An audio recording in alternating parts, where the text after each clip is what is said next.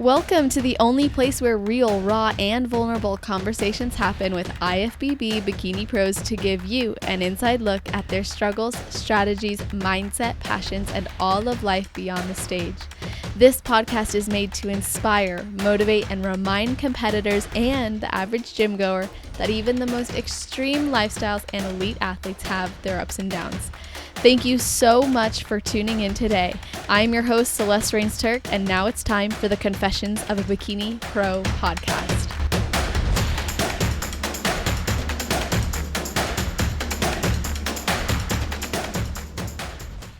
Our guest today started competing at 16 years old, doing her first show at 17 years old. This was before the rules changed, and she's 23 years old now. She's done 3 national shows and received her pro card at USA's in 2023 after an entire year off in 2022.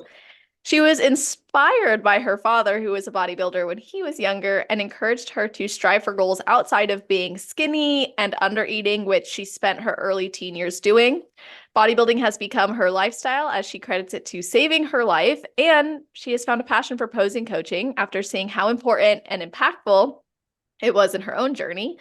And outside of competing, this athlete holds a bachelor's degree in homeland security and is going to take some time off as she goes into the police academy for the Austin PD.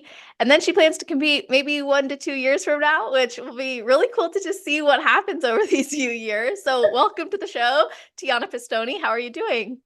Hi. Oh my gosh, that intro. I love that. Awesome. I love I'm how glad. you put it together. Well, thank you. I'm glad you liked it because like you said earlier, you've been listening for a while. So that the intros are always like I was kind of expecting it. It's funny because writing all the points down and then all of it together, I was like, oh wow, I guess I'm pretty cool. You're pretty impressive. Yeah, and that's like the scratching of the surface. That gives us gotta give yourself some credit sometime. But I'm doing good. I'm doing okay. Good. I'm so happy you're here. Crazy couple weeks for sure, but we're here. We're doing it. Yeah, thanks for doing it in the midst of a lot of busyness and craziness. We'll talk about all of that, but I have to start by asking if you have something you do or think about right before your heel hits the stage. So I will say when I started competing, I feel like we've all been in this boat before, but like remembering my first show, you're like, oh my gosh, what's happening right now? Like every girl's like pumping up. And I'm like, what do I do? My brain used to be all, I want to say, just like all over the place before hitting the stage. It wasn't until this past year when I got my pro card is when I actually just sat there and took it all in. You manifest it throughout the prep that you want it so bad and you're going to just do it and get up there. But you need to take those couple seconds before hitting the stage and say, okay, I'm here right now. And when your heel does hit the stage, it's like 30 seconds. Sometimes you black out. Sometimes you want to experience it. This time I felt it. I knew it was going to happen and I wanted to experience it. So I was like, girl, calm down. Take a breath. I would talk to some girls too in the past, when you line up, but this time around I was just like, okay, just pump up, breathe, manifest it and go. And it was great. I experienced it. I actually didn't black out this time. It makes a difference, huh, in your experience? It really does. I mean, even with like the expressions towards the judge and, what type of smile you put on your face, if you're not fully present, you can't present that. So this time around, I just felt that confidence and I was like, okay, like I'm here. I'm not disassociating anymore backstage. I'm good. Yeah. So yeah, just being present. I know I took that like further than it needed to be, but honestly, just being present and breathing and just realizing that you're there in the moment is just, so. It's it's like a different experience, honestly, from my own show experience. I've had 13 shows. Okay. So over those 13 shows, I've like learned. And at first it was like those jitters, that crazy feeling, you kind of go and you forget what just happened. Now, like over the last like few years, I feel exactly how you just described, like embracing that moment, experiencing it. Like I want to feel how warm the lights are on my skin. Yes. Exactly. It feels amazing. Yeah. I remember my first show too. oh, maybe it wasn't my first show. It was like I want to say it was my first national show, actually. I only had one contact left. Oh no. Yeah, so I was like, oh my God, just be present, just be in the moment. It's okay, don't black out. And I got on stage and I was like looking at the audience, not the judges. And I was like, okay, well, this is great. So Oh I my didn't like God. embrace the moment, but I also only had one contact, so I wasn't looking where I needed to be. But Damn. yeah. So being present, honestly, like you can prep for 2012, whatever, how long your prep is. You can prep as long as you know, you get through the prep, and it's just that last moment of just taking it in and saying, okay, I did this and I'm here and I can't do anything else. And I need to just embrace it because you only get 30 seconds on that stage. So it's Yeah. important. Yes, and that's 30 seconds walking on, doing your routine and Oh, walking yeah. off. Like Oh, otherwise, yeah. like if I mean, there's times too where I'll be on stage and like usually the head judge is like really paying attention along with some others, but sometimes you have judges there who they're still taking their little notes from the last one, or they Uh, haven't looked up until you're trying to do your transition into the back. So it's so important to just like be there for you and enjoy that experience and like present your best, which speaks to your experience with posing. And oh, I yeah, think that's something we should talk about, which is you recognize the importance and the impact of practicing posing. So talk to us about how that transformed your own journey as an athlete, as well as how you're using that to transform others' journeys. for sure. So I think everyone can say this when we started bodybuilding, unless, you know, you studied it before actually picking a show. But when I started bodybuilding, I was younger. Um, I just thought, okay, pretty bikini, get lean and get on stage. And my coach is going to give me like 3 poses to hit and get off. Let me tell you, girl, when I walked on that stage, and I was okay walking in heels, but on that flooring with those heels, I looked like I got a stick up my butt Uh-huh. for Uh-huh. real. Like, and then you look at these girls at the Olympia, and then you start looking up to them, and you're like, wow, like I want that flow. I want to feel that confidence and I want to just be able to portray it. And I want it to look so effortlessly. You know, it took me like, I want to say it was like 2 years for me to realize, like, okay, girl, like you can hit your mandatories and you can just hit this front pose, side pose, back pose, front pose, get off, but it's not showing you. And you want to stand out from these other girls. Most regional shows, some of the girls that go on stage, they have the same front pose, side pose, back pose, front pose, and then they do the number one when they go off with their finger. So it's like that's your time to show the judge, like, you know, I'm gonna stand out and you're gonna want me to come back and you're gonna want me to compare with these other girls. So make it different and make it you.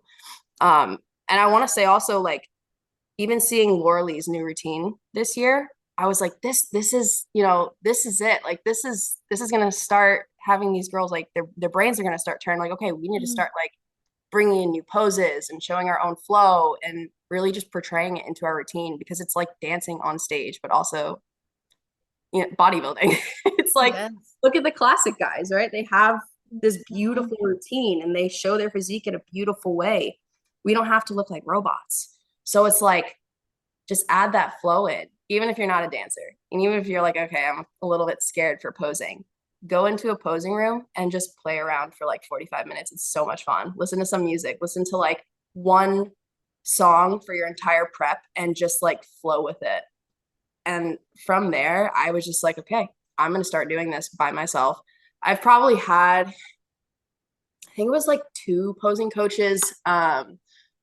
One of them was like my first ever coach in bodybuilding, and she just taught me the mandatories. I want to say the other one was also my coach at the time. But outside of that, I was like, this has to be on me. This has to be portrayed by me. And I'm gonna, you know, study these girls' routines for a year or two and watch what they do at the Olympia, the Arnold. Obviously at the regionals, you don't walk back to the front that much. But I was like, you know, I'm gonna piece some of these together and see what I can come up with. And oh God, from there I just like fell in love with it. Like a whole choreography in 30 seconds. It's great. Yes. I just spit all that out, but like No, that was wonderful explanation. And it Yeah. shows like how much you had to study and learn from your experiences. And I think as an amateur competitor, we don't get much time on stage. So No. making the time that you get count is very important.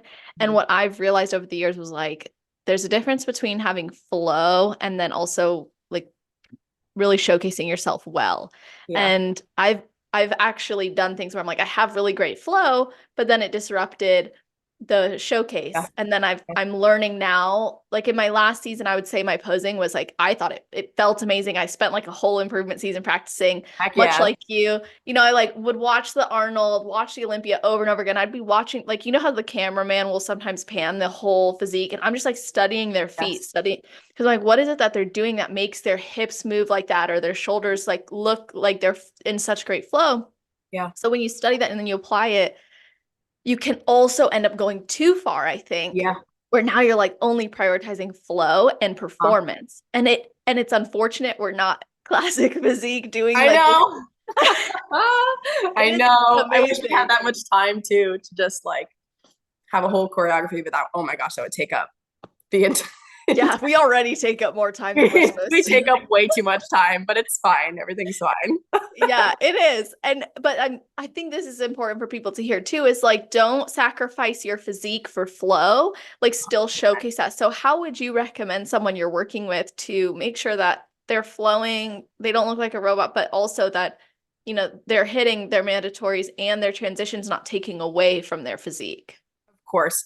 And I will say this, for your front pose, you want to hold front pose and back pose, you want to hold the longest.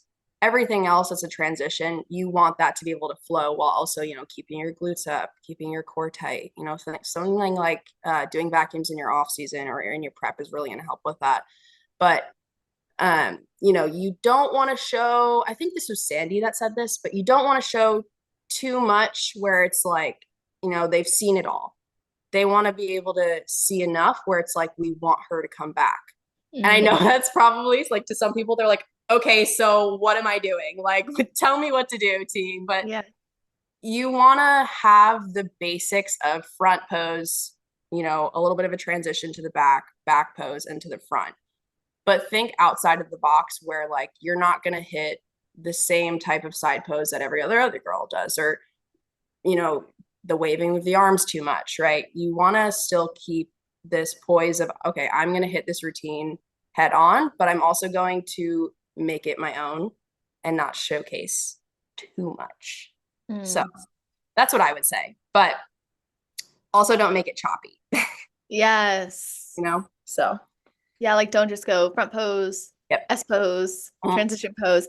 Because I think well, from the different seminars I've attended and even the most recent NPC Women's Workshop, Etela was up there and she was explaining some of the things that they don't like to see. Mhm. And one of those things, yes, is the arms, is the bending too far over, the things you hear all the time. But it was also really interesting. She said that they're not liking seeing people touching their physique. Mhm. And I'm so glad this was said because there was a time where there were some pros who were doing that, so it looked really beautiful, Mhm. but it didn't make it ideal. And they said it wasn't a positive representation of bikini as a sport. And I Yes. think that's a very key distinction. So like be confident, and sure, if you want to embody more of a sexy or a playful or a jumpy, whatever it is your vibe is on stage is great, but like also remember you're competing Yeah. in bodybuilding, Yep. right?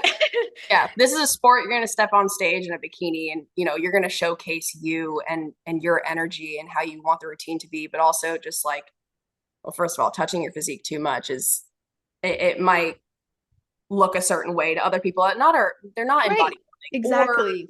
you're also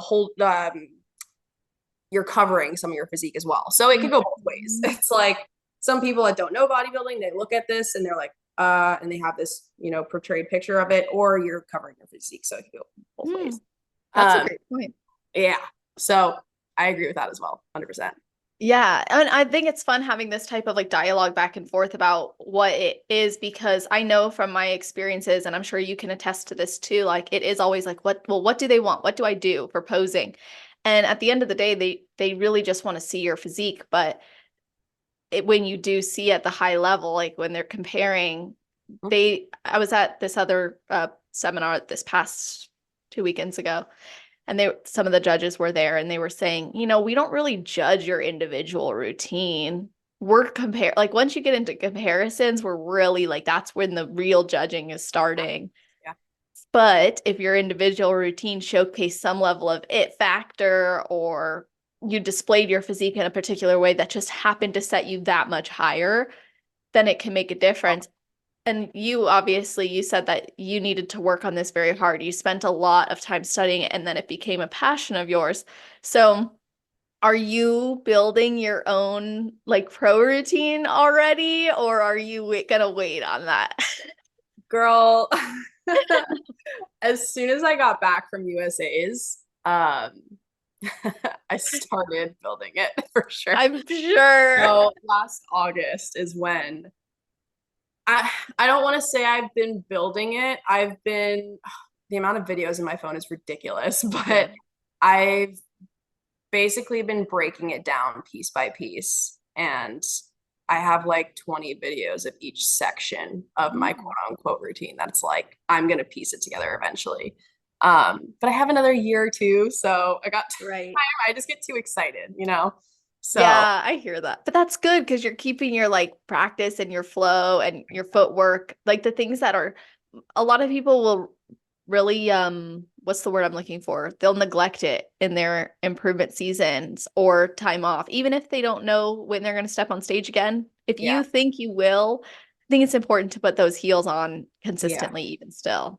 yeah. I mean, even if it's like, I even tell my girls in their off season, like twice a week, maybe 3 times a week, just get them Mhm. on, even if it's not in the gym. Because you lose touch with it for sure. You're in heels and you're going to be on most likely hardwood floor. Usually the stage eyes are, or that rubber flooring. Mhm. Like you need to you need to feel like it's like walking. So if you don't practice, you're kind of screwed for the next prep. Exactly. My opinion. Yeah. But Have you ever been told that you can't heal your relationship with food unless you stop competing? Or do you feel like a lost cause because every time you've tried to heal your relationship with food, you're always met with the same challenges, judgment, shame, and guilt? But you're ready to get to that root of your relationship with food and really understand your habits and behaviors and make lasting changes that are going to drive you forward in your competition goals as well as your life.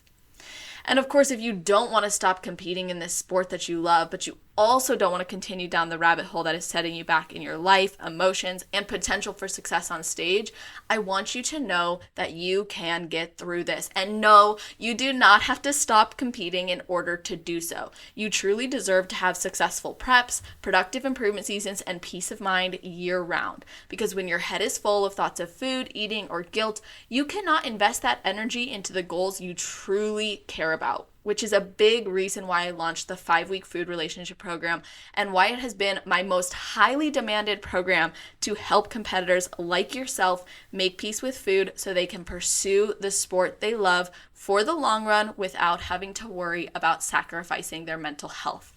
If you want to learn more about this program and hear from others who have done it, then visit www.celestial.fit/foodfreedom. Scroll through that page, get some information, and if you're inspired and you are ready to take action on this, go ahead and apply to work with me, and I will be getting back to you within 24 to 48 hours to go over your application and discuss your concerns specifically to determine if and how I can support you. Again, that is at www.celestial.fit/foodfreedom. It's very true. And, yeah. let's talk about your time off. First of all, not everyone is even willing to make time for improvements, let alone to focus on career goals. So, how do you view those commitments to yourself, and why do you think it's important to step away from the sport for like 1 to 2 years in an effort to pursue that career? So this goes back to when I first started competing. I would see, the higher level pros and the Olympians, they would compete like every year usually, or sometimes they would take off depending on the person. But if their physique's there, they can, take a small off season and go right back to prep and get to the Olympia the next year. So in my mind, I at 17 years old was like, yeah, I'm gonna do that. Right, of course. That looks good. Yeah. Every summer from the age of 17 to 21. Yep, age of 17 to 21. It was either 20 or 21. I'm not remembering now, but I think it was summer, 20 for you because I remember you 20. wanted to, yeah. Yep, you're right. It was 20. Thank you. Every summer from 17 to 21, I was competing. So now I'm not saying some people can't do this. If they have the physique for it, great. I was getting sixth at that national show, and my first national show I got ninth, and I was doing really good at the regional shows, but I wasn't improving as much as I could have been. So when you see that, a part of your brain is like, oh, next year's it. Like, I got this. Like, it's gonna, like another 6 months of just full force, like, quote unquote off season, and then I'll go right back to it, because that's what your brain thinks when you're so in it. And then whatever, I got sixth at that national show, and I was like, well, this is going to be a hard pill to swallow, because I don't think I'm big enough for it yet. And this is bikini. So you're like, oh man, wow, humbling. Great. Okay. Yes. So it comes to that point where it's like, okay, when do I take that time away? Like actual time? Because in my brain at that time, I was like, oh, I've taken some time away, and it's not enough. It for mental purposes as well. It's just like, you need to just take a step back. I've talked to a lot of people that actually fell out of love from bodybuilding because they just kept pushing it and pushing it, whether they were in a prep and they were prepping for a show and they couldn't, and they're like just mentally not there anymore, or they just completely stopped bodybuilding. And it sucks. And I didn't want to be at that point. And I really, really wanted to get that pro card. I kept telling myself, oh, by 21, I'm going to have that pro card, because that's my goal. But reality is like that sometimes that's just not the case, like right. You need to take that time and build. It's bodybuilding, not anything else than that. Right. So, I took that time off. I enjoyed the summer. I honestly went back to like intuitive eating, because it's been a while since I did that. I was finishing school, I believe, at that time as well. And then that's when I hired my new coach and got back into like being on a meal plan. And then he was like, all right, we're prepping. So yeah, at age 20 or 22 is when I got my pro card. But honestly, taking that time off was the best decision I could have ever made. If I can go back in time and tell myself earlier, take time off, maybe I would tell myself. Everything happens for a reason, and I needed to learn kind of the hard way, but it's super important in bodybuilding. At the regional level, if your physique's there, maybe if you want to compete every single year, but reality is like your body's not going to be too happy with you. So that's true. For sure. And then obviously career choice and everything right now. My goal was to get my pro card. Got my pro card. After that, I was like, okay, I know I'm going to take some time off. It's really time to like dip my toes into what I want to do with the rest of my life. And I went to college for homeland security. I had a path in my head. I always wanted to be a police officer since I was younger. Like since I could always wanted to be a police officer, always looked up to them. I did the junior police academy in high school. Like I was all for it. So I was like, you know what? It's time to like apply and get into this. And that's going to happen to other bodybuilders as well. They're going to say like, my career outside of bodybuilding also matters. Our lives are too short to like just not do something that a part of your heart is like, oh, I want to do, so it's like, just do it. take some time away from the stage. And I will say there was a time where my brain was like, oh, I can't do this because, bodybuilding's my life. Like bodybuilding could be your life, but you could also do, what you want to set out to do outside of bodybuilding. So Exactly. that's where I'm at. Yeah, you're doing it. And that's so Yeah, important. Like doing you it. really are. And to do that from a young age too, and recognize that trajectory wouldn't be sustainable, not just for you as an athlete, but also as a person, I think is a really big deal. First of all, the fact that you wanted to go pro by 21 or 20 or 21, but you Yeah. let that go in an effort to grow, I think is very, very key because a lot of people who are new to the sport are so fixated on obtaining a pro card, Mm-hmm. but they're not fully considering the actual impact of competing over and over again. They're not thinking about the criteria that's expected, and they're kind of undermining the work that I think actually does need to go into it. And I'm also speaking from my own mind because when I was like 18 years old doing Yeah. my first competition, uh, yeah, that's how it was for me. And I thought like, oh, I thought for sure if I just keep competing, I'll get there. And I just spun my wheels. And I would go back and tell myself, dude, don't compete until you take 3 years of growing. Like just grow. You've been dieting since you were 9 years old. You know what I mean? Like that's crazy. You gotta like grow, girl. That sentence, you're wrong. That sentence right there. Oh, that's no,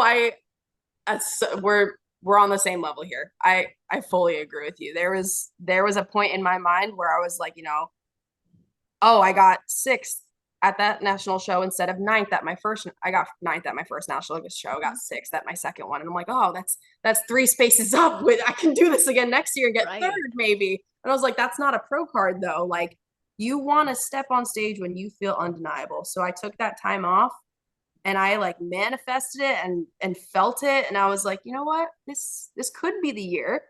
And this was the first year that I didn't have an expectation of going pro. I just thought, oh, this could happen. And then, I got to USA's and I was like, if this isn't it, I'll do North Americans and whatever. And I was present and, whatever.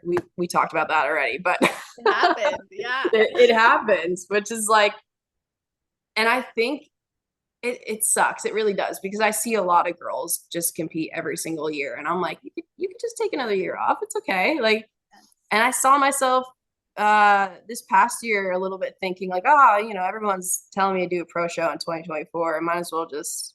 And I was like, no, T, come on, like Right. you got to argue Yeah. with yourself a little bit because you get that placing or you get that card and you're just like, so oh my god, like this is it, like it's maybe think of it in a way of like every season you go into, just think of it as okay, I'm on the bottom again. I gotta make my way up. So It's a just great gotta argue with mentality. yourself, right? Yeah, that's much better than like seeing a top placing as like this is the defining factor that's going to determine my next placing because Yeah. we both know 1 week you can be here, next week you can be here, and it can fluctuate. And I Oh, yeah. think honoring your body, listening to your body, you said that you even took time to just go back to intuitive eating, which I found really fascinating. What was that transition like for you to go from meal plan to intuitive eating to then jumping back into a meal plan with your coach? So it was the North American national show. I was reverse dieting. I think it got to the point, this is right before I was like, oh, I'm gonna take some time off. And I was just honestly tired. I was taxed. My body was taxed. And I'm pretty sure I was listening to Laura Lee in her reverse, and she was just like, I just eat. Yeah. And I was like, that's good for some people. It's not good for other people. It Mhm. really just depends on your body. And I remember just being so just inflamed like 4 months after my show still. And that's when it went off in my brain is, oh, I've been competing every single summer. Like I need to chill. And I also sat there and I was like, I'm so young and I haven't intuitively ate in so long. I just haven't eaten like, I hate to say this, but like a normal person in a very Right. long time. Like not thinking about like, oh, dang, I weighed 125 grams of rice instead of 115. Like, girl, come on, literally just eat. Yeah. And I know it's just like some bodybuilders might say like, oh no, just chill on that. You're fine, like whatever. But I genuinely was at a point where I was like, I just want to see what my body does. Like I'll stay on top of my protein, but outside of that, I just want to eat when I'm hungry or not eat when I'm not hungry. Like I just want to chill for a little bit.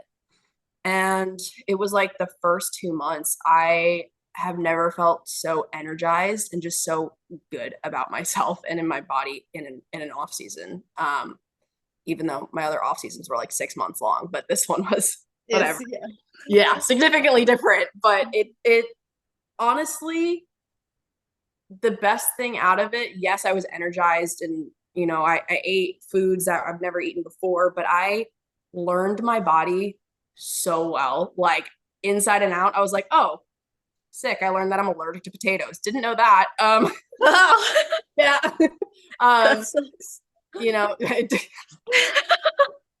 that sucks. Yeah, I know. It does. It's literally terrible, but whatever. I'll like eat sweet potatoes here and there, but it's not great. Or it's like you find out like, oh, my digestion with this is not great, or Yes. oh, dairy's not good for me. Sometimes dairy's great for other people. It gives you that time and space. And I wasn't with a coach at this time either. I kept paying my previous coach and kept trying to check in and kept trying to stick to a meal plan, and my head was just not in it anymore. And I'm like, you know what? I'm actually making myself worse by trying to like stick to this right now. And honestly, I just needed to step back away from everything and just say, I'm just gonna live my life day to day. Maybe some mornings I'll have a bagel, maybe some mornings I'll have oatmeal. I'm not gonna freak about it too much. And I was getting to that point where I was like, oh, I need to eat this and I need to eat that. So I was like, off season, I'm gonna eat like a normal person, see what happens, keep my protein, and it was great. It was great. So I'm almost at that point now where I'm like back to intuitively eating.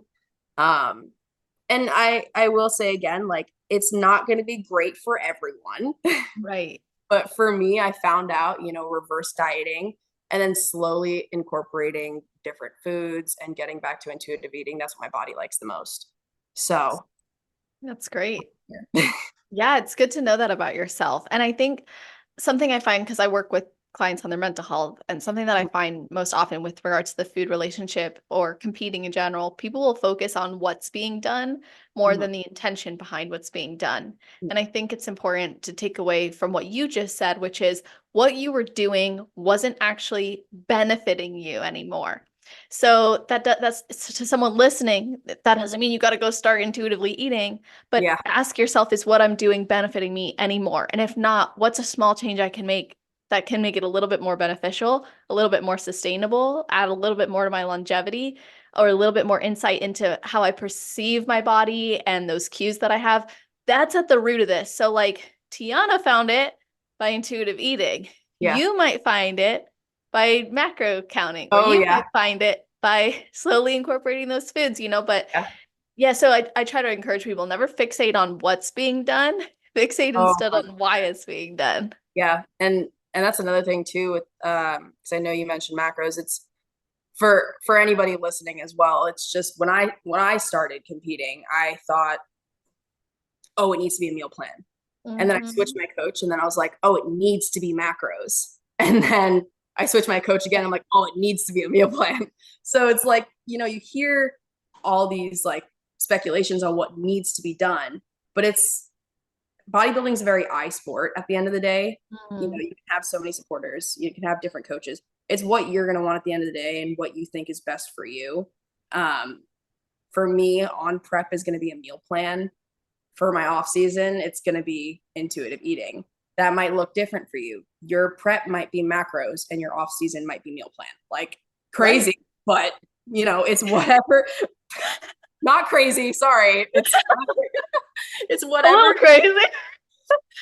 You're not crazy, guys, I promise.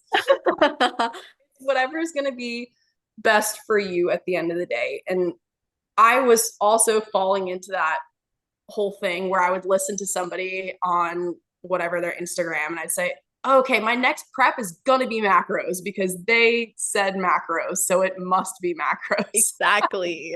But girl, I can't do macros. I will literally be like, I'm gonna fit this blueberry muffin into my meal plan. That is just how my brain works, and I just can't. I can't do it. So Yeah, I hear you on that. It's like have to you have spit to that find you have to find the approach that works for you. And 100. that's the message here is like, when I think about like bodybuilding 101, it never in my mind comes across as like a specific rule book.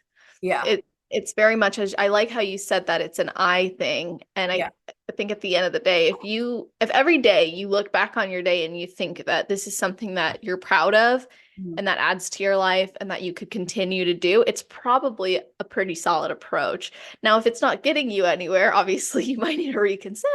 Oh, Yeah, but it is better, obviously, to do something that over time you can see yourself continuing and try it all. Like there's yeah. nothing wrong with trying a meal plan, trying a two. Oh, There's nothing wrong with trying these, tried it all. right? Oh my gosh, literally. Literally, like I, and I did the macros meal plan, and the one thing I didn't try was intuitive eating. So And there try you it. go. Now it's working for you Now great. it's working. Now it's doing amazing. But yeah, seriously. Yeah. Try it all, honestly. And it won't and try it in your improvement season. More Yeah, reason to take time off is you get to experiment. And yeah, like I don't think enough people take the time to actually experiment with their body, with foods.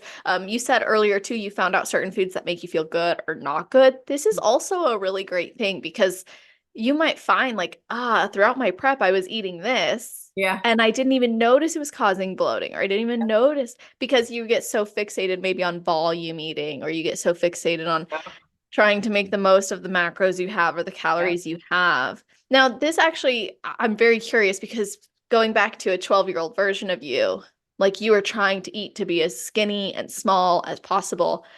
Mhm. So, how has bodybuilding, because you said it saved your life, so how has bodybuilding actually transformed the way you see yourself, Yeah, food, your body, yeah. competing?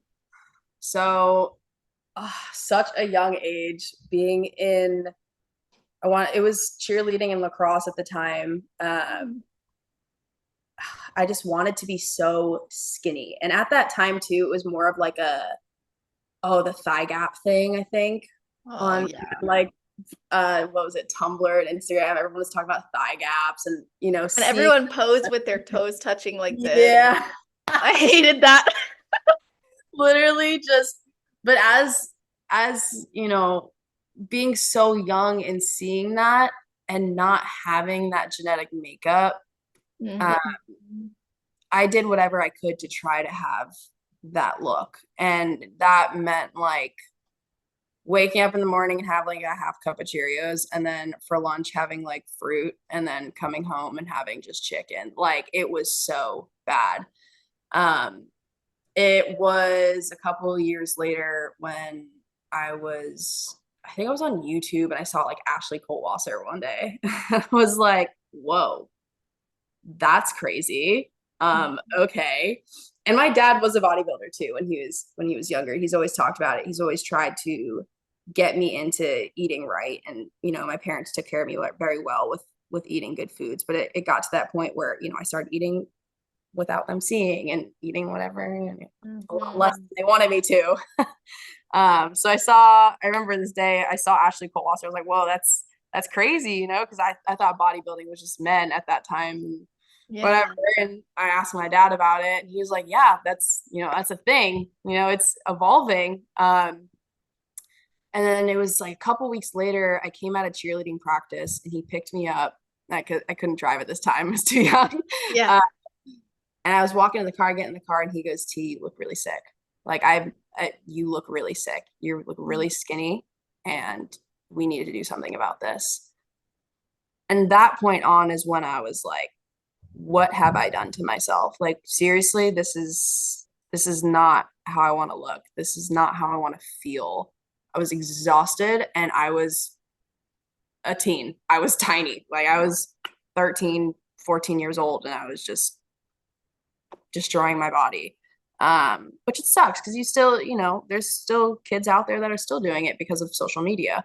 Mhm. Um, or even like people looking at bodybuilding. They can take it a completely different way and say, oh, okay, well, I'm going to eat 1,000 calories because that Olympian's eating 1,000 calories, you know? So you got to flip your mindset. And from there, I was like, all right, it was so wild. The next day I was like, all right, chicken and rice, big bowl of oatmeal, a lot of banana, a lot of peanut butter. It's weird. I flipped my mindset instantly.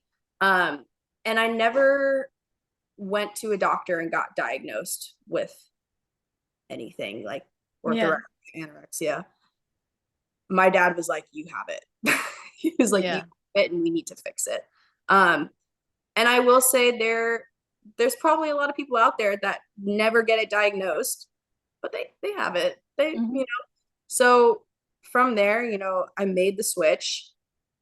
It just flipped in my head. And I was like, well, I want to do that, but I want to be able to be healthy and feel good again about myself at such a young age before I can get to that point.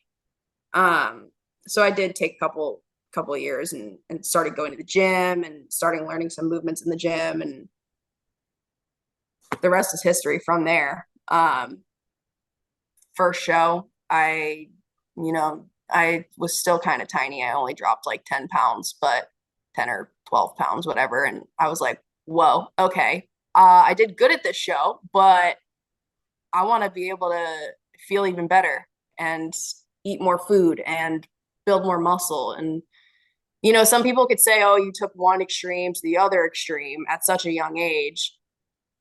Yes, bodybuilding is an extreme, but it just depends on how you look at it and how you feel about it. And, you know, even for me, where it's like I can take 3 years off, 4 years off from bodybuilding and be completely fine. It just depends on the person you are.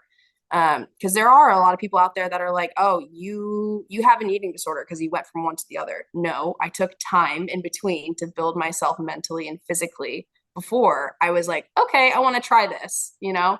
I also looked up to my dad because he was a bodybuilder when he was younger too. So I was like, okay, well, if he can do it, I can do it.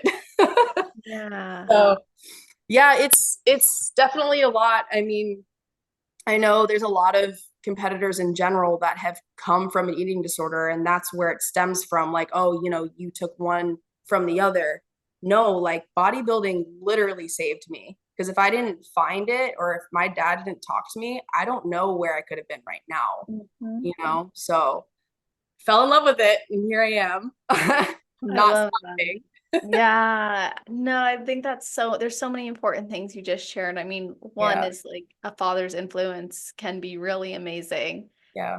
And him being willing to like be like, girl, this has to stop. Like that's a really big deal. And another thing that stands out to me here is the one extreme to the next. I always find this to be such a strange argument because it's like, well, would you prefer I have stayed in that extreme? It just doesn't make sense. And bodybuilding itself, like you said, it's about intention at the end of the day. I know competitors who have active eating disorders, but you can't blame competing for that, in my opinion. And I'm pro competing and anti stop competing to resolve disordered eating. I think that's a really harmful message actually that gets put out there. There's some circumstances where, okay, obviously, yeah, like you literally should not even be thinking about it. But for the most part, I think that it can be addressed while competing, and that competing can be so healthy and beneficial to someone. And like you said, suddenly you're eating more, you're thinking about growing your muscles. These are longevity factors for health and life. Take away the physique, which is just a bonus. Like if we really think about it, your body is the bonus. But like the health and what you do each day in competing, especially if you are taking that time off, it adds up so much more. So when someone looks at like your prep mode where maybe you're doing a lot of cardio, or you're not eating as much, that's a really unfair representation of the whole, I think. So being able to shift that perspective as a person and say, I want to grow, that's a win. Being able to then shift yourself as a bodybuilder and say, okay, I shouldn't stay stage lean this often. I should take the time to grow or intuitively eat or listen to my body. That also shows growth. So what actually made it, this is maybe not an easy question to answer because it, oh no. well, your flip switched fast. Yeah. So your dad inspired you to get into competing and you saw how he was able to do it. So you knew it was possible for you. And then you realized it was a more worthy endeavor. You saw Ashley Kaltwasser. You thought this is a more worthy endeavor to pursue than getting skinny. But because you had external factors influencing your drive to be small and skinny, right? Wanting to meet maybe beauty standards you were interpreting online, what made you go, well, actually, trying to emulate this is a more worthy endeavor? And I will say, you know, this there is a lot of people now that also look at like bodybuilding pictures on stage and they're like, I want to do that. And, you know, maybe it's not a great thing, whatever. But because they're like, oh, I want to just put on a bikini and put on the tan and just get up there and be skinny and, you know, not skinny, but I want to be lean and get up there. For me, it was just like, I want to be able to build muscle and I want to be able to feel good. And I was exhausted at such a young age and I hated it. I hated it. I wanted to get a certain way and I wanted to be so skinny, but I didn't want to feel that way anymore. Granted, in prep, sometimes you don't feel great, but it's like in your off season when you're driving and you're pushing and you're, you know, you're just as motivated as you are in prep, but you're like putting on that muscle and you're seeing the results and you're like, wow, I'm doing this. Yes. It's just such a better feeling than what I was at. And my dad had so many talks with me. It wasn't just that one time, but that was the time where it was like, oh, he sees this. Like he doesn't see what I'm eating, but he sees this. And it's got to change. And you know, I give props to my younger self for being able to do that, just whatever. By the next day, eating more. There's girls out there, there's men out there, there's boys out there that can't do that. And it sucks because, you know, we have social media, we have TikTok now, and then you see all these like leaner people and you're like, oh, I want to be that. And it's not as healthy to think that way, but you have to think of what it's going to take you in your journey to get to the best version of yourself physically and mentally. And that's the main reason where it's like, okay, I'm going to go from not eating enough to I want to feel great mentally and physically in bodybuilding. Prep, some parts of it aren't going to feel too great, but that whole off season and the whole journey in general is lifting me up so much more than what that quote unquote journey was, because that was just driving me into the ground. This is bringing me up. So whole flip switched. Yes. But it's, you got to look at it that way, you know, like bodybuilding, it's only going to go up. It's only going to go better from what I was at. So that's how I see it. Yeah, that's such a motivating endeavor then, because you know it's only going to get better versus the other path you were on would have only gotten worse and not have led to anything good. And there's a lot going through my head. I mean, I'm thinking about the fact that women, girls in general, specifically, are shown to be more likely to mimic the behavior of their peers. So when you think about social media, or you think about going to school, or you think about being on certain sports teams where these are topics of conversation or the things that you're being exposed to, or you see specifically being rewarded, that's when we're more likely to mimic it as females. Because, you know, we like community, we want to belong, all of those things. Yeah. That's that same thing as like, think of what's underneath it more than what's actually on the surface. Yeah. And like, you know, you have a really big TikTok presence and you have the power probably to create more of an influence than maybe you think. Now, you're not responsible for what someone does or doesn't do, obviously. Yes. But do you ever feel like a sense of, because you know from where you came from and Tumblr and that kind of stuff, do you ever feel a sense of like, what is the message I'm putting out? I honestly, yes. And it does suck because like what you said, I'm not responsible for what, you know, these girls see or, you know, what they do on their day-to-day lives and how they perceive me and what they want to get to. But I believe I did put like one or two TikToks out, maybe a couple TikToks out where I was like, you know, this is what I got to get here. I think it was like a couple weeks after my pro card, there was people from different states, different countries commenting, oh, I want to look like this. And I was like, I don't look like this now. Are you kidding me? Like I'll use old videos from prep too, and I'll post them on social media too, because I did that and I can post that because I did that. Like, girl, come on. So, Exactly. like you, and obviously all these people that are watching my TikToks, they're not gonna, they, you know, I don't know if every single one of them is gonna listen to this, but it's like, you can't look at a video of someone and think, oh, that's them right now. That's how they feel right now. That's how, you know, they look right now. They're doing amazing. I need to look like that. You don't know where they're at in life.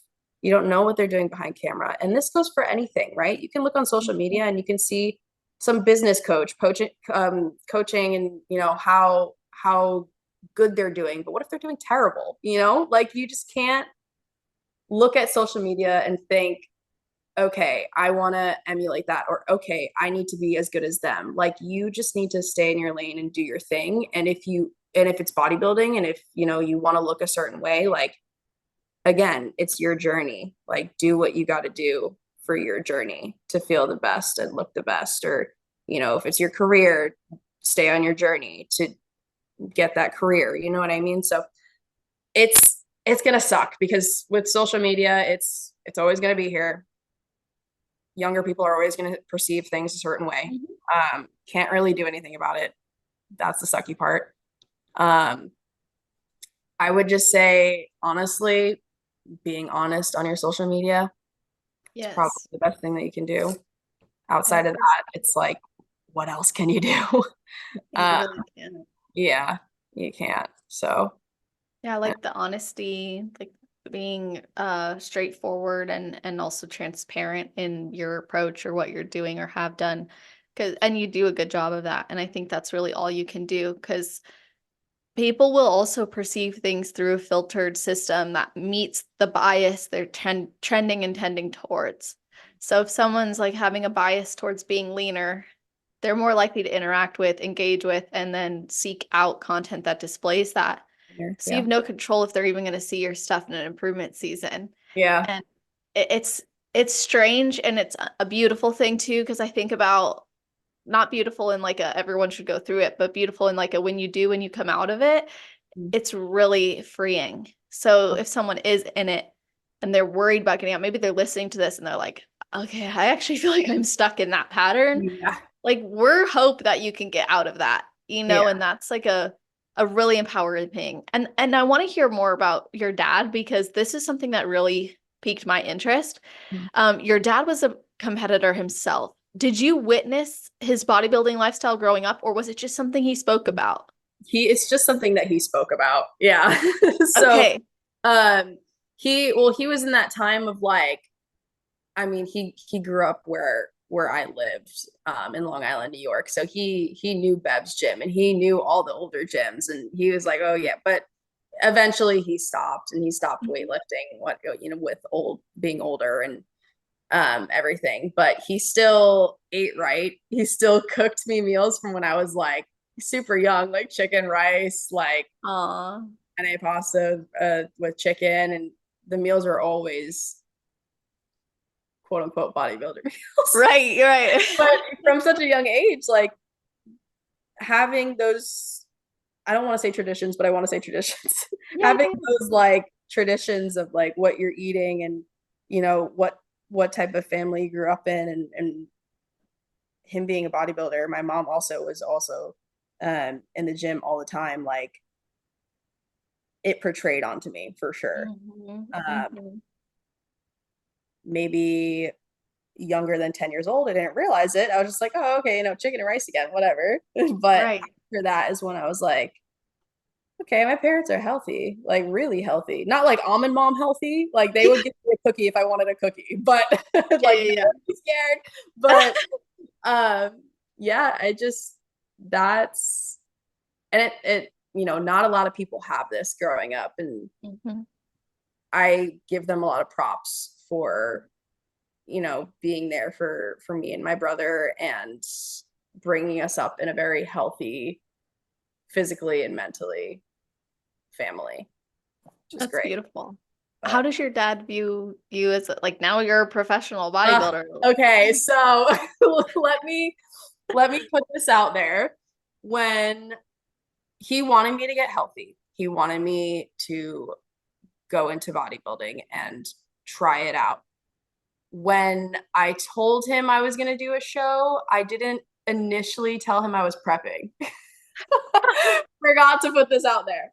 So I graduated high school and I was prepping for a bodybuilding show, my first ever one. And I was 3 months out from my, no, I was 2 months out from my show. And I'm like, Dad, I got to tell you something on the phone. And I'm like, I'm competing in 2 months. And he was like,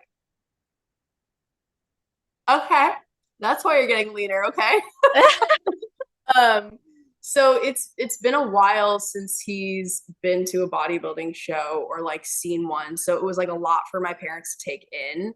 I feel like this goes for a lot of people's parents for bodybuilding shows, especially since you're waiting there for so long to like see Bikini. Yeah. So at first they, were super happy that I stuck with it. And then they were kind of like, okay, but what about your career now? Because they were, you know, over the years with social media, there's more career choices. You could be a bodybuilding coach and be completely fine. They're still in the mindset of, okay, what's your career now? So that was the only thing that was kind of like a setback for me is like bodybuilding's my life. And then that's when I made the switch of like, okay, but my heart still wants to be a police officer. So where am I getting with this? Your dad's view went on off on a everything. tangent real quick. Yeah. But they've always supported me from the start. They always wanted me to pursue what I wanted to pursue. And then that's when I kind of took a step back and was like, okay, I need to also pursue this thing because I wanted to. So when I got my pro card, though, I called my parents and all of us just Aww. bawling because they knew, they knew I was still working towards my career outside of bodybuilding. They knew I was still putting all this effort into bodybuilding, and they were like, wow. I just felt how proud they were. And I always did every time I, got first in my class or, whatever. I saw them after my shows, but they weren't at this show that I got my pro card at, and seeing their faces and just holding up the card, and they were just like, yeah, Aww. okay.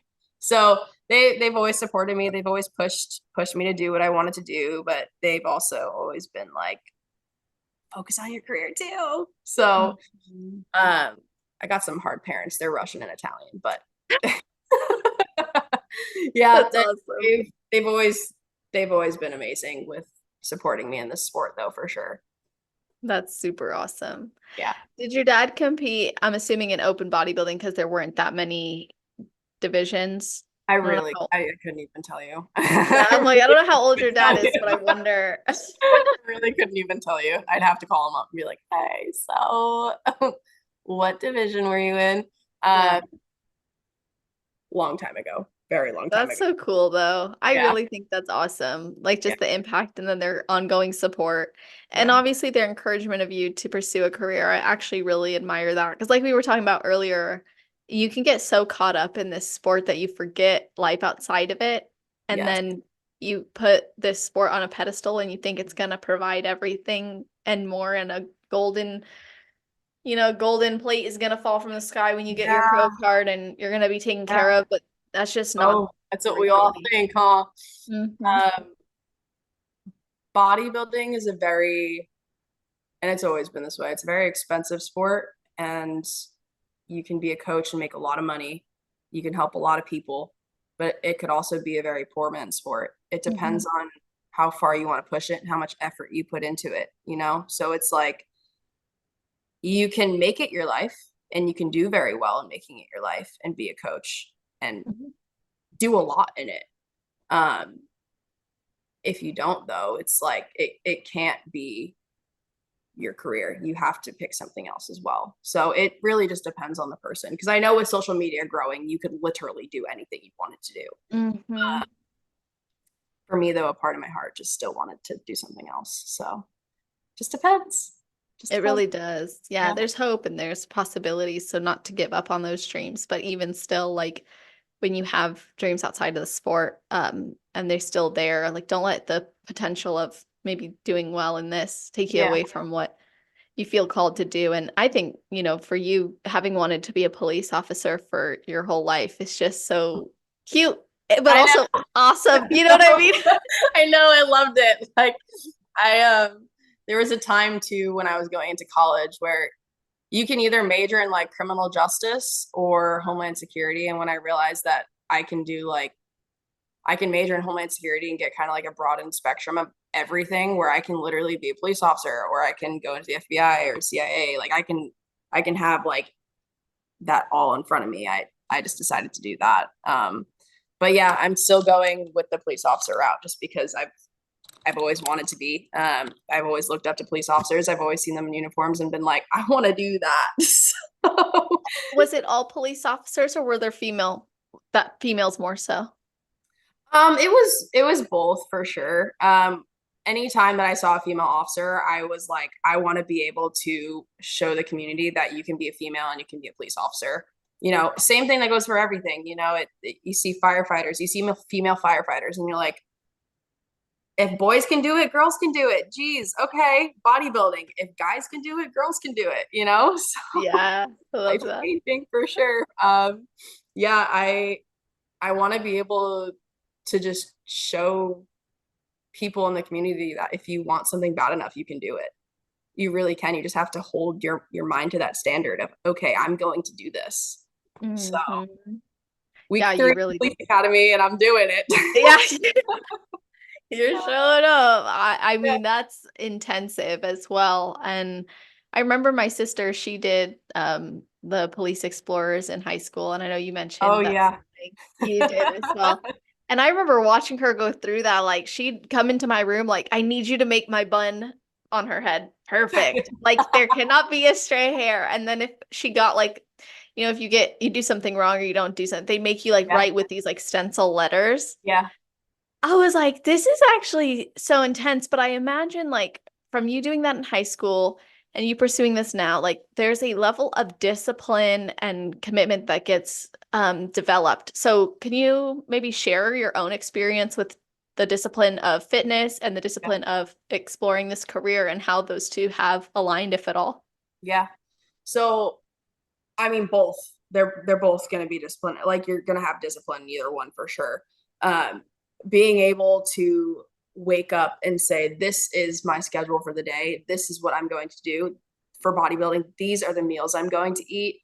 The gym. This is what I'm going." Outside of that, if people want to do something with you, you're like, "No, this is what I have to do today."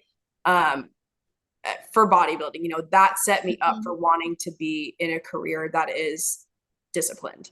Mm. Um, and there were some points in my life where I was like, okay, maybe I should do the Navy after college because that's what my brother did. I'll go into the Navy, or maybe I'll do Army, or maybe I'll do FBI or CIA. And I always was just like, I just want a job that I'm disciplined. I can wake up, I can be proud and happy and excited to go to my job every day and be able to help the community and help people, but also be disciplined and just get my day done through certain steps. And that's Mhm. what I just love. Like waking up and just knowing, like, okay, I have this at this time, this at this time, and this at this time.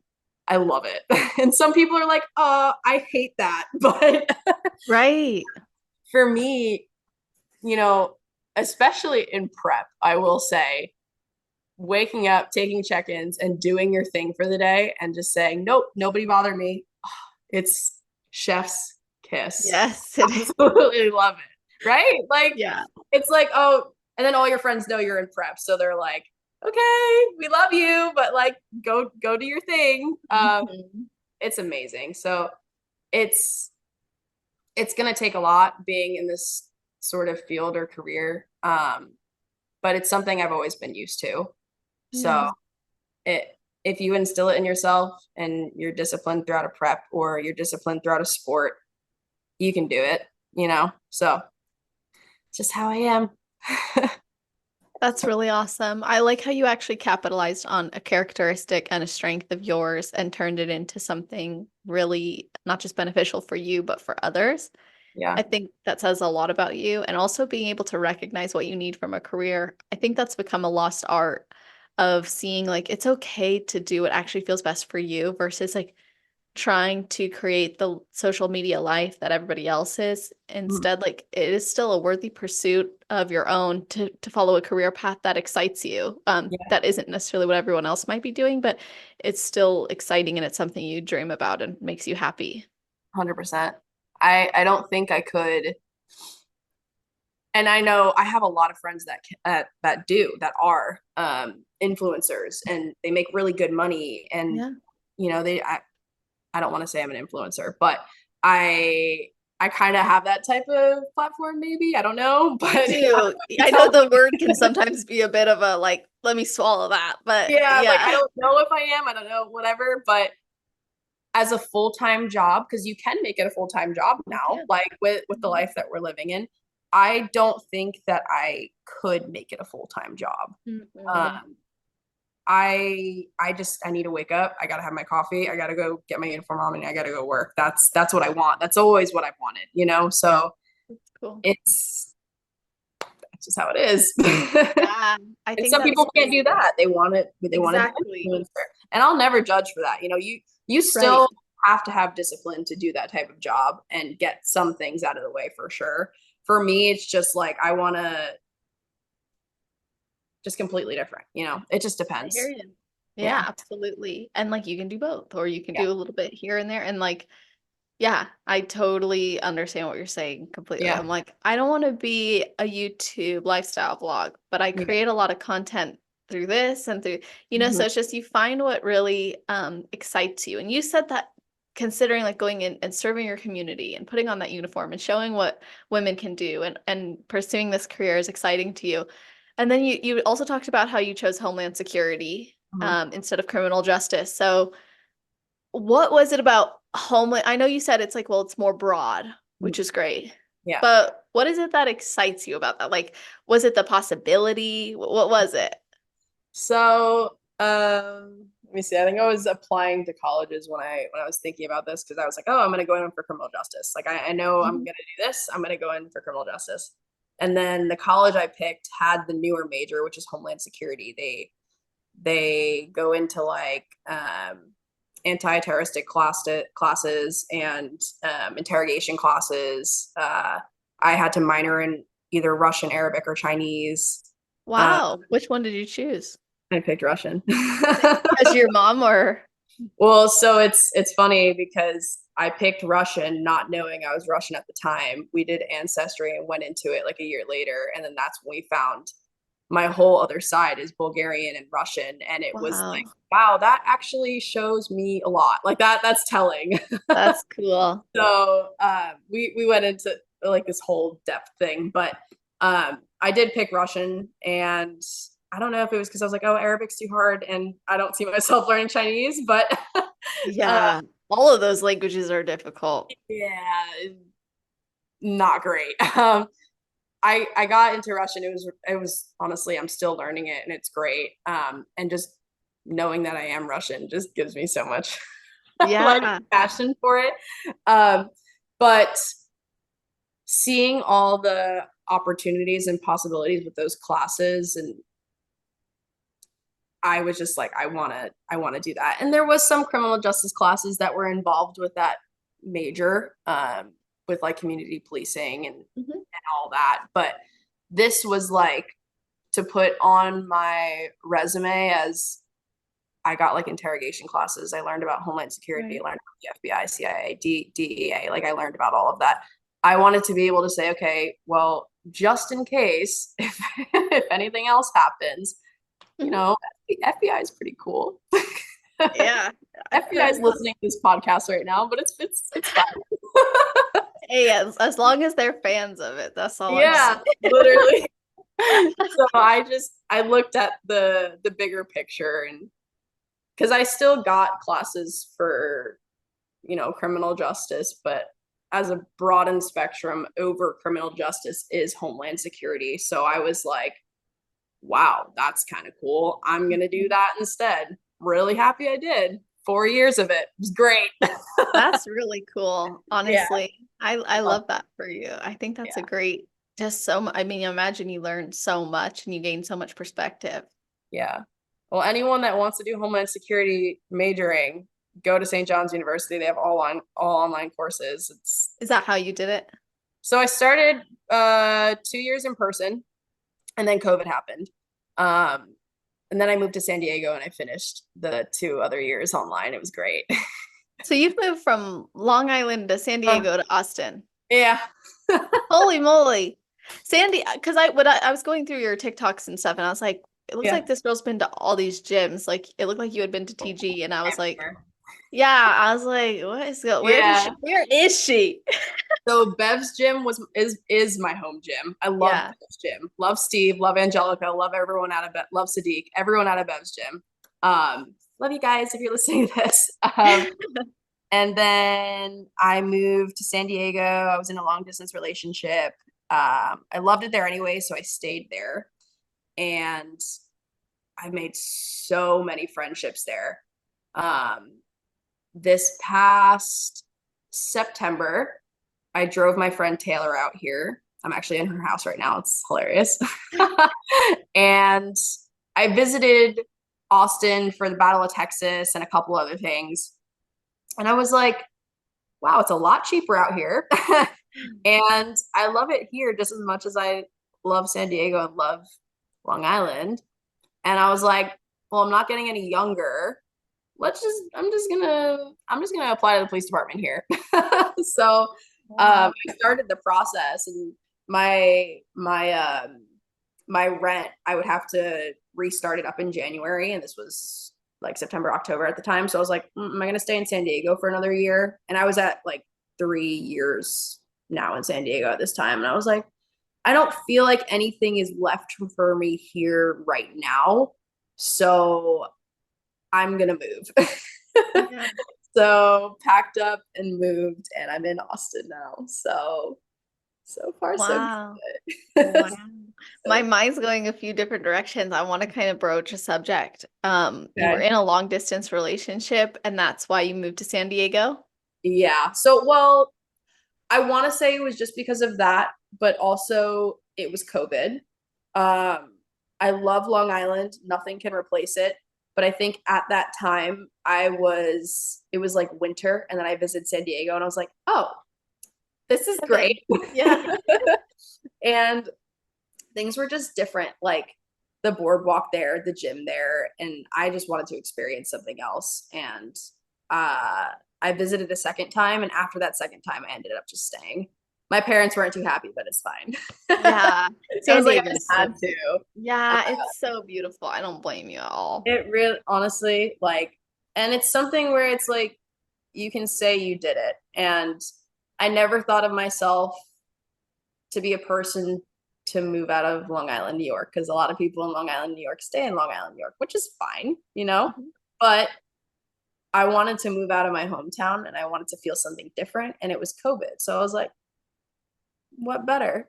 I'm going to do it. Yeah, So totally get that. it was great. I mean, 3 years, I made a lot of friendships. I can say a lot of them are like my family now. Mhm. Um, my friend Taylor that moved here, I met her out there. You know, like it's just she was actually my posing client. She Oh, that's kind of awesome. cute, right? Um, so yeah, it just uh the only advice I could say to people listening is if you wanna if you feel any sort of sense to do something, just do it. Life's way too short, whether it be a career, bodybuilding, or moving, just do it. You know, like Yeah, I hear that. we we're on a Earth that is literally in the middle of a galaxy. Nothing really matters. Oh, don't do me in like this. I'll Nothing think about really it the rest of the day. matters. Like literally just do it. You're fine.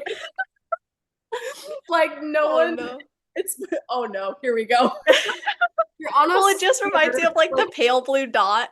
I just imagine like you're gonna start like literally nothing matters. We're just on a floating sphere in the middle of nowhere. Okay. Like just, and I think I did see like a meme or something like a couple years ago or last year, whatever it was, that I was like, that's kind of right. Like life's not that serious. Just do it, like if you're stressed about something or if you're having anxiety about something, like, dude, you're literally like you're on a ball in the middle of a galaxy. Just do it. Like it's not that big of a deal.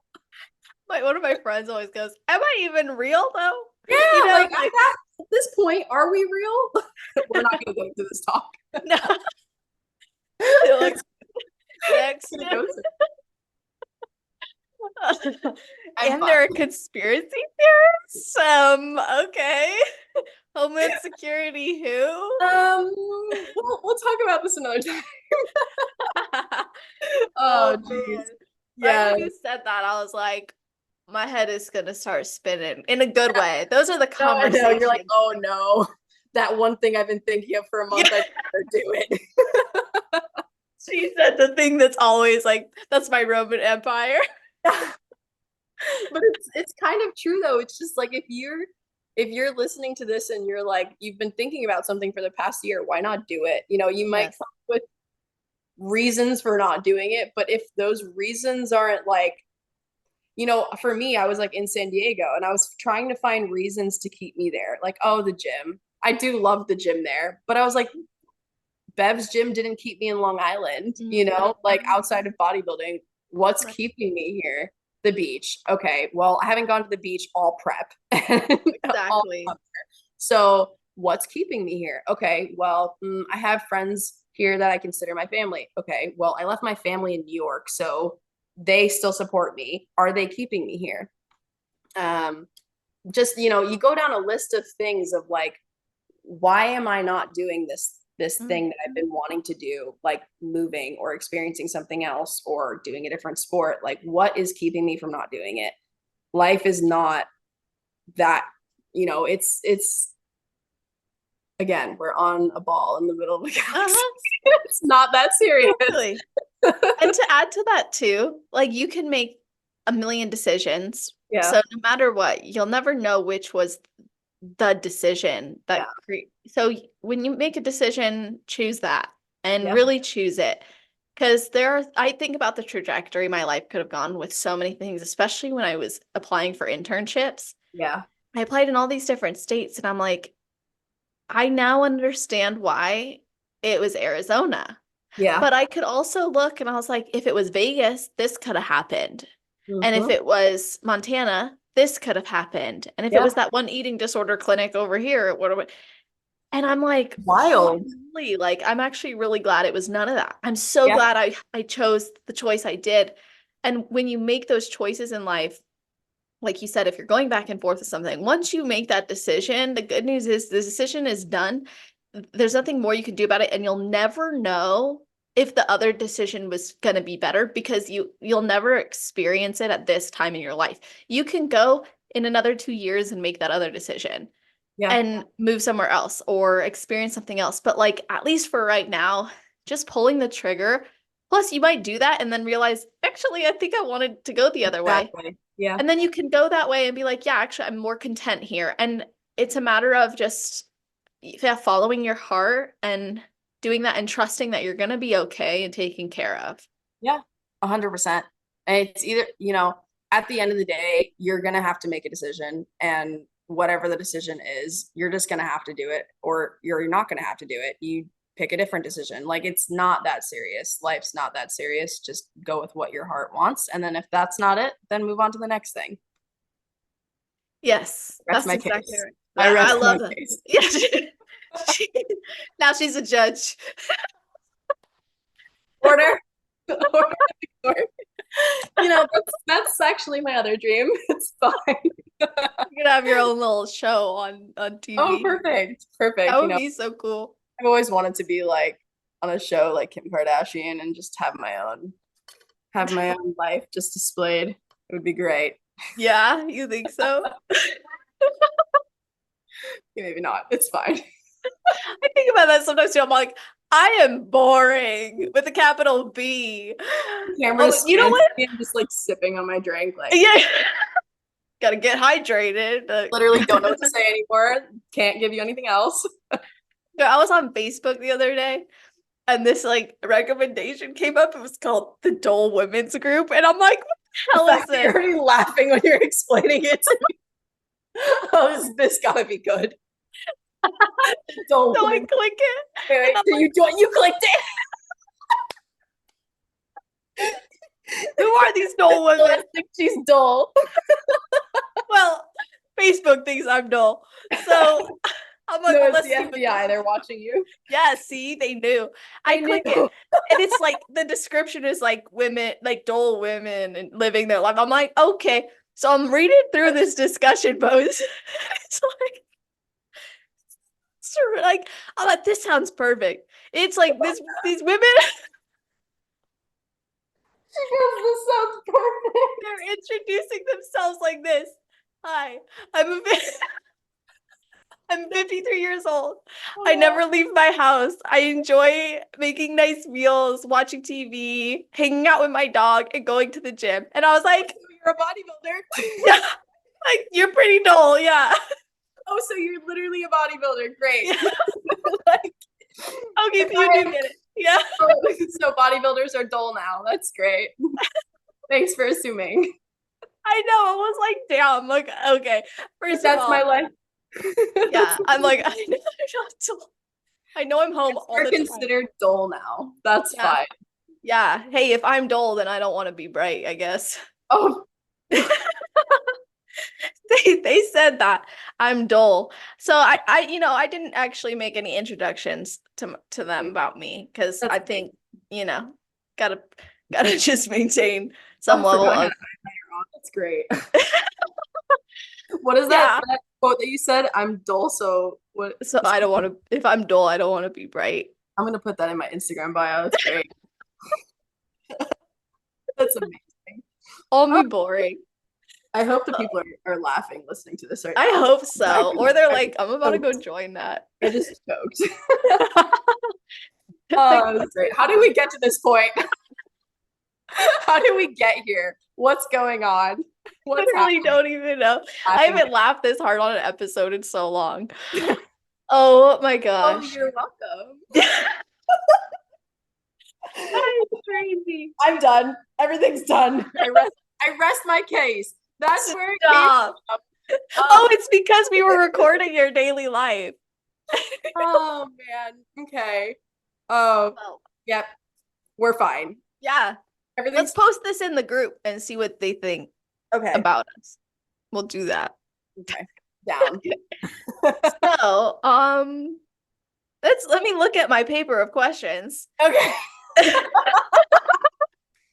Like from this point on, What else should we talk about? You know, I will ask you, even though I know you're taking time off, what was your feedback at USA's? so upper glutes. Mhm. I really hammered my glutes last off season. They say upper glutes, but I'm looking at the pictures and I'm like, maybe if I always look back at the pictures from the audience of like what my coach took and everything. I'm like, maybe if I just lowered my connectors a little bit, or it's wild because every little thing matters when you're showing your physique on stage. Like you can like hit the pose on the opposite side and they're like, oh, you just need to be a little bit leaner, but your actual pose should be on the other side, or like your connectors a little bit, or some people say focus on vacuums, but all you have to do is just like bring up your connector a little bit and it makes your waistline snatched. Like it's just like the small things. I have been working on my glutes for sure. In my off season, I look like I'm a wellness competitor. So I get everyone that's like, oh, so you're going for wellness now because you're hitting your glutes super hard. And I'm like, no, I'm just, my feedback is Bro. yeah. When I took that year off too, everyone was like, oh, you're doing wellness. And I'm like, haha, maybe. But I was like, I guess we'll just see. And I was hitting some quad movements, but as soon as I was getting leaner, I was like, ain't no way, dude. There's no way. But yeah, I took this on a tangent again. It was upper glutes. I've been working on my upper glutes. I'm working on everything really because I see the pros and I see what they bring to the stage. And oh my God, Laura Lee this morning, dude. I was like, yeah. I was gonna ask if you were watching. I was watching a little bit. I saw a little bit on Instagram before we hopped on actually, and I was like, well, who was it? It was Amy and Laura Lee. Amy and Laura Lee are Yeah. splitting. Yeah. Yeah. Which is honestly, dude, it's wild to me because Amy, she just like came out of nowhere and she's like hitting it, like looking great. The past, Yeah. was it 2 years? She went from turning Uh-huh. pro to like Well, now she she's turned pro at 2020 USA's, and then she just like food really like, face the show. yeah, see, it is. Look at you. You're like next. Okay, me next, put me in the ringer. No, but I see their physiques and I know it's gonna take some time to, even for me being we're all still relatively young. You know, you Yeah. see people that are competing in like their late 40s, late 30s at the Olympia stage, and you're like, muscle maturity is also a thing. Mhm. So It is. gonna take some time, take a step back, Exactly. just chill, grow the glutes. It's always the feedback. Yeah. And hey, if you're like, when you get feedback like that too, and then you see the pros, obviously you're a pro now, but I mean, like when you see the pros you're going to be competing with and the Mhm. level you want to be on too, Yeah. I always have to remind myself, I'm like, okay, one day, like, yeah, you'll have the ability to refine your physique even more in that direction. But right now, like, you just have to get more balance. Like for me, all improvement season, girl, people think I'm wellness. And I'm like, this is fat on my legs. Usually how it goes. It's Yeah. usually how it Yeah. goes. Like I'll hit like, so I say this to my girls all the time. A wellness front pose is like our S pose transition, like super Hmm. quick. We're not supposed to really hold it. But I'll hit that transition pose and people are like, "Oh my God, are you doing wellness?" And I'm like, "No, this is just my transition pose." Yeah. Like Truly. it's because I hold a lot of my fat like that sits on top of my quad, and then Yeah. every off season I have so many videos of like transformations from off season to prep, and people are like, "Oh, okay, now I get it." Like, Exactly. I'm telling you. So yeah, I haven't touched my quads, just maybe a little bit because obviously you have to sometimes, but um I've been focusing on my glutes for sure. But I think we'll always probably get the, "Oh, are you doing wellness?" Yeah. But whatever. And It it's is. usually like, then they, yeah, like as you said, when they see you lean, it's like, oh, never mind. That makes more sense. It's Yeah. also funny because I'm like, how are you asking me if I'm doing wellness when the judges are telling me I still need to grow everywhere? Yeah. I never understood that, but it's also sometimes mainly guys too that are like, they see your off-season physique and they're like, "Oh, okay, you're going for wellness now," just because. Exactly. But Which they're not wrong because technically wellness is like imbalanced physique. yeah, And we yeah, look maybe more like a pair, let's say, in an improvement season. I mean, still very hourglass, honestly, but if yeah, you just carry slightly extra in your lower, and then like as you're built, like right now, all I'm doing is like hitting upper. So I'm noticing like I'm starting to look more balanced, but like yeah, that's just how this sport is, especially for bikini. I think that we have to just remember balance is everything. And that's not just balance of like muscle mass from top to bottom. It's like the conditioning, the yeah. symmetry, the way it looks, the muscle density, maturity. The I agree with you there, and with the training too. I mean, when I took that time off, that's when I was like, I always cared about the imbalances because obviously in the off season we carry more mass on our legs, and I was like, okay, well that means I have to put all my efforts into upper body now and not touch my legs. But I got to a point where it's just like, that's when people are like, "Oh, you're gonna do wellness." I was like, maybe. I was like, you know what? I'm not gonna think about a division anymore. I'm just going to train like a bodybuilder and train everything. Um, I was kind of touching quads, kind of not touching quads, but I was just like, it is what it is. I took my time off. I'm intuitively eating. I'm gonna train like a bodybuilder and cry during my workouts because they're so hard. And then I'm gonna prep and see what happens. Um, Now, obviously, 2 months into prep, I was like, see, told you guys I can't do wellness, but I wasn't sitting here in my off season being like, Yes, no. I just kind of, Um, and I honestly like, I love wellness too. I don't think I could ever reach that level. Yeah. I really want to, I mean, the goal, right, is to go to the Olympia for bikini one day. So that's what it's gonna be. Yeah. But if anybody is listening and they're like, oh well, people are telling me to do wellness, people are telling me to do bikini, again, just stay in your own lane, train like a bodybuilder, don't think about it too much, and then when prep comes, then make your decision. There's a lot of people too that also, and I hate to say this because I don't fully agree with it, but they'll cross over from bikini to wellness or wellness to bikini. And at that point, it's just like, I don't agree with it because it's two different things. uh, Exactly. so either grow more to be wellness or um, stay where you're at and do bikini. I mean, I hate to say that, but that's just my opinion on things. Because I was getting it a That's lot a good that off point. season. Yeah, I was getting it a lot that off season where it's like just do this or just do this, and I was like, just do your own thing, and then when you prep, figure it out. So Yes. I went off on a tangent again. It was a good one though. It's a necessary thing to hear that. As hard as it can be to say it because people want to test and see which division is like better for them. I feel like that should already be pretty well known unless You you. should know it by I mean looking and prepping and knowing. Yeah. Um, and there's a lot of people that are actually bikini and not wellness, and they just Right. don't want to take that time off, and it goes back to taking that time off. So it also comes down to the coach too, to honestly be Exactly. like, dude, we need to just grow into this, or dude, we need to get leaner. Yeah, exactly. And like getting in front of a judging panel in both categories, I think can be helpful in very early stages. Like maybe it's your first show and you just kind of want to see, but then you got to think about like what's the standard for that division and is that a standard I'm willing to push my body through and not just looking at how it looks on stage, but also in the improvement season. Like look at the girls who still have to grow into the division that you want to be in, not the ones who are just refining their physique, and There's keeping pretty definitely a lean. fine line of just like, I mean, I guess it depends per person. I just see it more and more where there's crossovers from bikini to wellness, and I was like, girl, you should just take your time and pick one.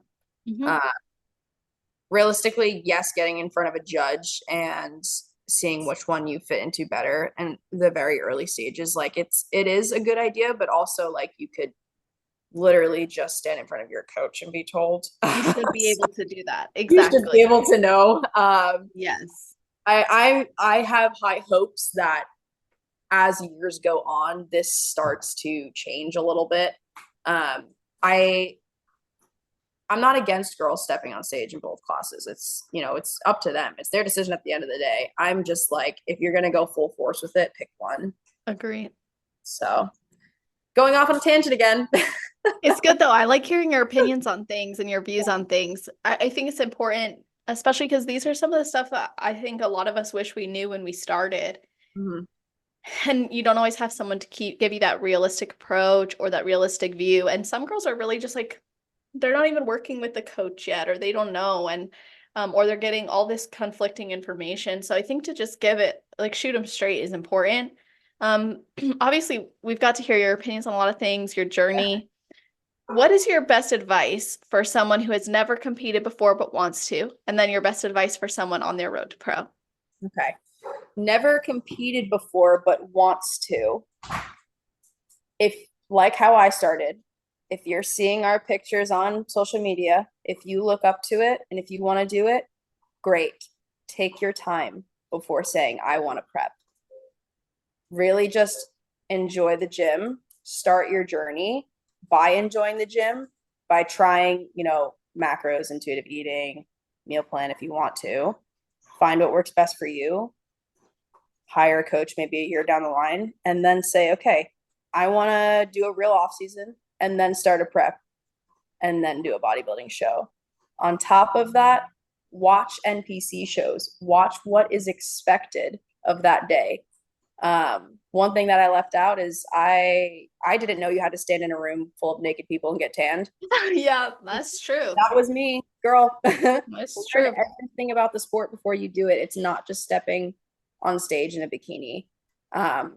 Ask around your gym. If you go to a gym that has a lot of competitors in it, ask them what's expected. Ask what are the feelings with it, and take your time and start the journey and go for it. Yeah, that would be for that. In terms of road to pro, I'm going to relate it back to me as well.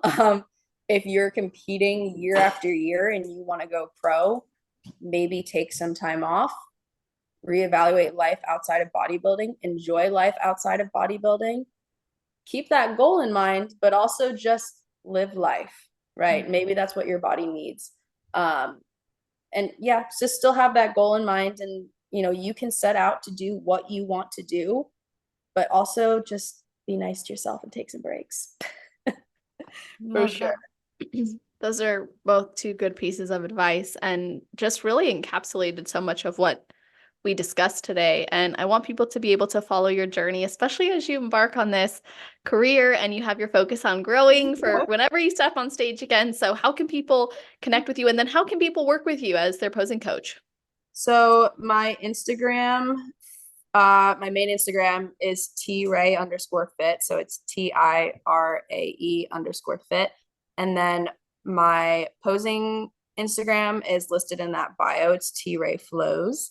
And then yeah, they can just DM me or whatever. I usually just get back to DMs. So awesome. Yes. Yes, we'll put all of this in the show notes page. And you guys, that's always on celestial.fit/podcast. If you're listening right away, it'll be at the top of the episode page. If you're listening in the future, scroll down to the category section. Of course, all of our episodes have been going on YouTube too as videos. So make sure you guys are subscribed there, celestial_fit, so you don't miss it if you want to watch these, during your cardio sessions or cleaning the house. That's always fun.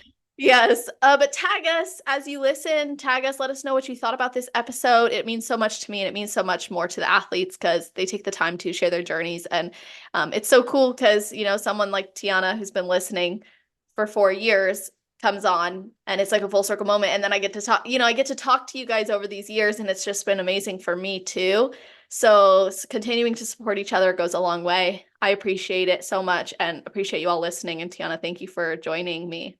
Of course, I loved it. Full circle moment, girl. Yes, it was amazing. And I hope that everybody listening, wherever you are in the world, I hope you have an awesome day.